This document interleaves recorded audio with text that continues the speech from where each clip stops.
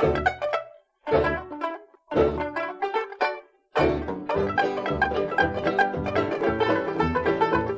everyone and welcome back to Scandinavian Design 101. I'm Sanna. I'm Andreas and we are two Swedes and we love design. Yes, and today it's Christmas Eve and we really feel the need to show you something festive and Christmassy. Yeah.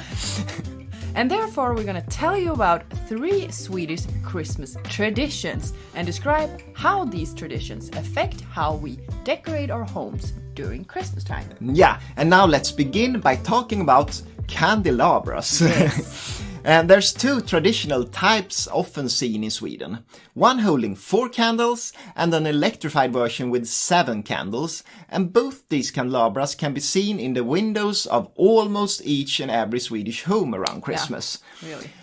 The candelabra with 4 candles is obviously a version of the Advent crown, with 4 candles representing the 4 weeks of Advent.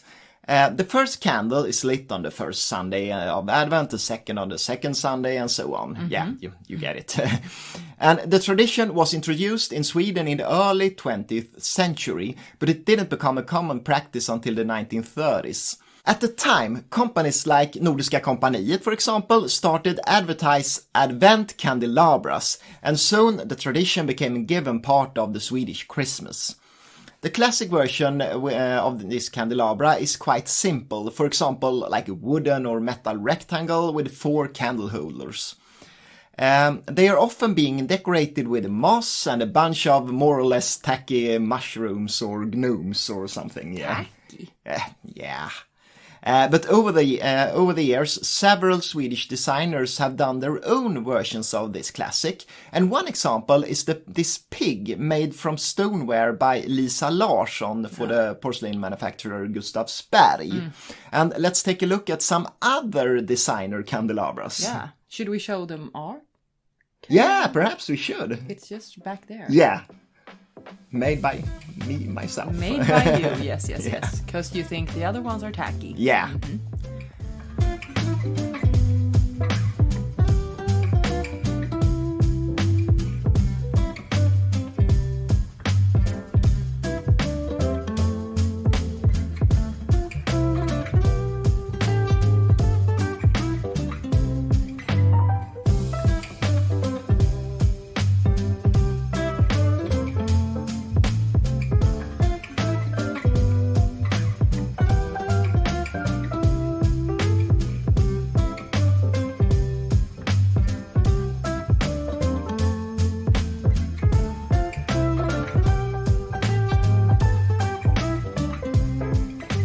Another extremely common candelabra in Sweden is the electrified version with 7 candles.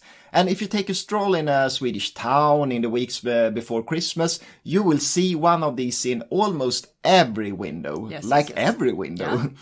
Yeah. It all started in 1934 at the electric company Philips in Gothenburg. Philips had already since several years been producing electric Christmas tree lighting. And that's a kind of clever invention, since living candles in trees often causes fire. No, I would never dare to the young employee Oscar Andersson saved some discarded lamps and decided to mount them on a wooden frame originally used for candles, and the first prototype Advent candelabra was born. The sales manager at Philips was highly impressed, but it would take 5 more years until he was able to convince the company to start producing it. In 1939, 2,000 wooden frames were ordered from the carpentry workshop Sjölander in Värnamo and were then electrified by Philips. Mm-hmm. And the whole collection sold out in a few weeks, and finally the board of Philips understood the potential of an electrified Advent candelabra. Sadly, the Second World War put an end to all production of Christmas lighting for several years, but then in 1951 the candelabra PH51 was introduced, followed by the big seller PH52 the following years. And several hundreds of thousands of these wooden candelabras were made until 1969, when the carpentry workshop was closed down. It's a confusing name. Yeah, it is a confusing name.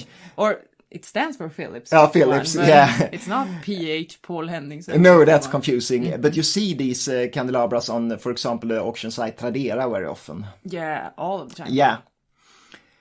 And in the 60s, traditional-looking wooden candelabras were probably out of fashion, but they were succeeded by modern-looking followers. One great example is the Fantasy range launched by Osram in the 1960s. And they're made from metal and colored glass, and several different versions were available. And nowadays these classics are sought after on the second-hand market. And last month I saw a version with a teak foot was sold for $580 on Tradera. Yeah. And let's take a look at some other electric advent candelabras. Yeah.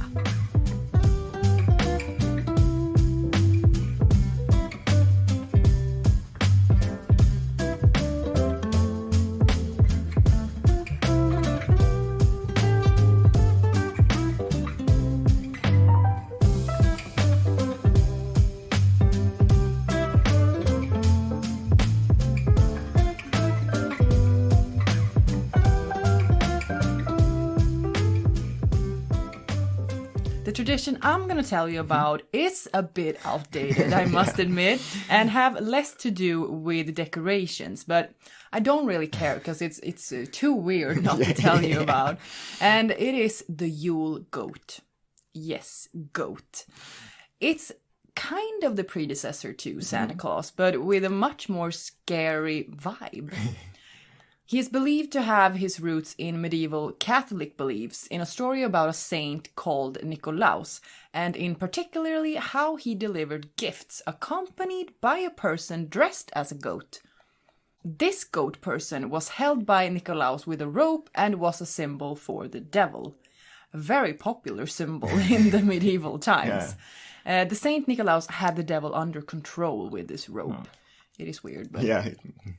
And exactly how the goat became the Nordic version of Santa is not exactly known, but in the 17th century, people started dressing up as goats and went around collecting money for the poor.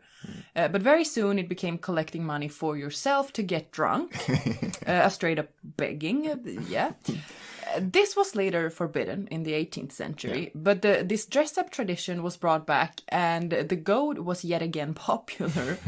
It became a common sight in entertainment, in games, singing and acting, and the goat was often the one who collected money or gifts as a thank you for the show. Okay. Yeah. And how did this goat look like? Well, one or two people were covered in animal fur or skin or straw. And they were holding a stick, and on that stick there was a goat's head with movable jaws often, where the people could put the money in the mouth. So that's nice. And of course people made their own versions of this goat, so it could look very different, but it always needed horns. Remember that the Nordic people were very superstitious and believed in many supernatural and mythical creatures, so many of the stories surrounding the goat were meant to scare people. Often parents used to threaten their children and say that if they were not behaving, the goat would come and hurt them or take them away. Yeah, and the church told stories about the goat to keep the people in. Yeah. So that's... Yeah, it's extremely scary. Yeah, it looks terrible. Yeah, of course it does. The first time this mythical gift-giving goat is written about is in the early 19th century.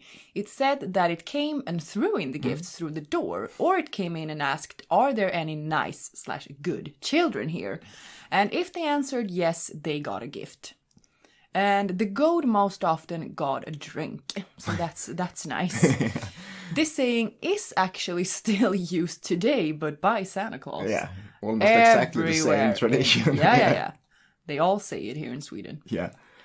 The Yule goat is a popular Christmas decoration today, most often made by straw with red ribbons. Kind of cute. Yeah. Not scary. No.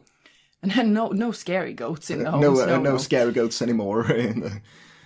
It can be large or small. Sometimes you can see it in Christmas trees. And there is one huge version of it, around 13 meters high, made every year in the city of Gävle. And every year, almost. It is burnt down by some crazy person.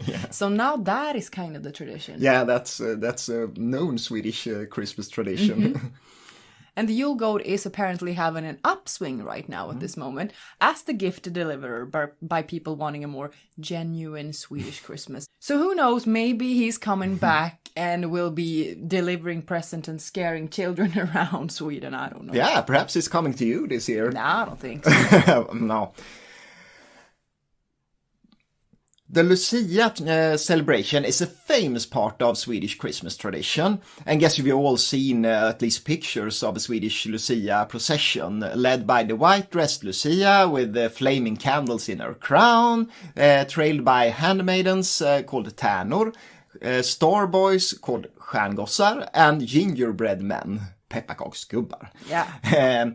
Lucia is celebrated on the 13th of December, the shortest day of the year according to the old Julian calendar. And it's obviously a celebration of light when the days are short and sunlight a rare occasion.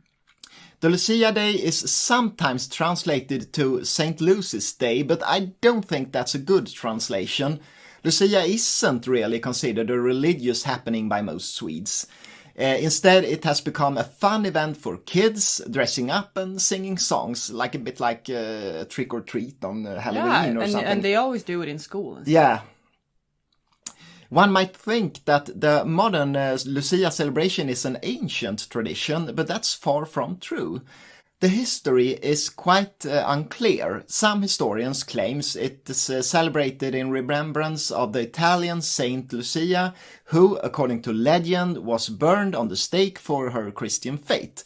But why this legend in such case was transformed into a tradition in Protestant Sweden is hard to explain. Yeah. But she has candles in her hair. Yeah. So it's kind of she's burning. Yeah. That's true. Other historians claims that the name Lucia more likely comes from the Latin word for light, lux. Among the peasants, the long Lucia night was considered dangerous, filled with evil spirits and strange creatures. Here we have the superstition. Yeah. It was even associated with the devil because Lucia sounds a bit like Lucifer, like Lucifer's night. Yeah, Kind of. And, well, not very similar to the modern Lucia celebration, of course. And nowadays, most historians consider the Lucia celebration to be a tradition with few ties to old folklore. Or religion. No. There are some historical records from the mid-18th century describing a Lucia dressed in white holding candles, but she had at the time angel wings and the crown of light wasn't yet invented. The tradition lived on in some parts of Sweden during the 19th century, but wasn't widespread among common people.